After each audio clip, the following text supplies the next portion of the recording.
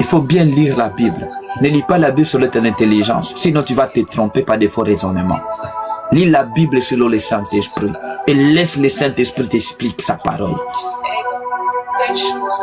Parce que si tu vas lire la Bible selon tes propres pensées, selon ton intelligence, selon ton cerveau, ça va te conduire dans l'erreur. Et tu peux conduire aussi les autres personnes dans l'erreur. Parce que nos propres cerveaux nous a trompés. Notre cerveau peut nous tromper. Notre cœur peut... Le cœur de l'être humain, pas il peut. Le cœur de l'être humain trompe toujours. Lis la Bible, pas selon ta pensée, mais selon la pensée de Dieu. Selon le Saint-Esprit. Un enfant de Dieu doit être toujours sous l'inspiration du Saint-Esprit.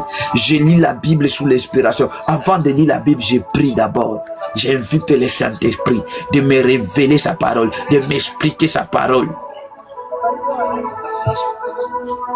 Il y a des gens qui lisent la Bible, ils n'ont pas prié d'abord.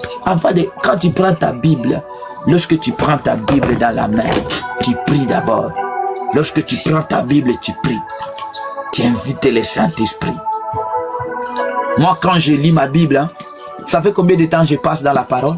Tous les jours? 2h30 que je lis la Bible tous les jours. 2 heures, je suis dans la parole. J'étudie, je lis les versets.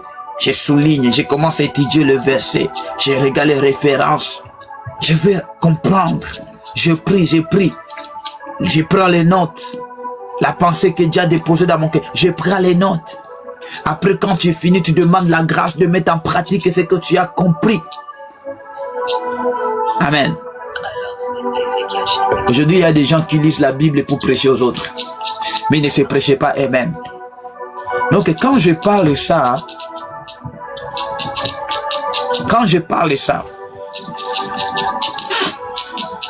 c'est pour te mettre en colère que tu regardes ta propre vie, ta marche avec le Seigneur. Ou tu te regardes toi-même, tu dis, si je meurs aujourd'hui, où je serai? Qu'est-ce que Dieu dira par les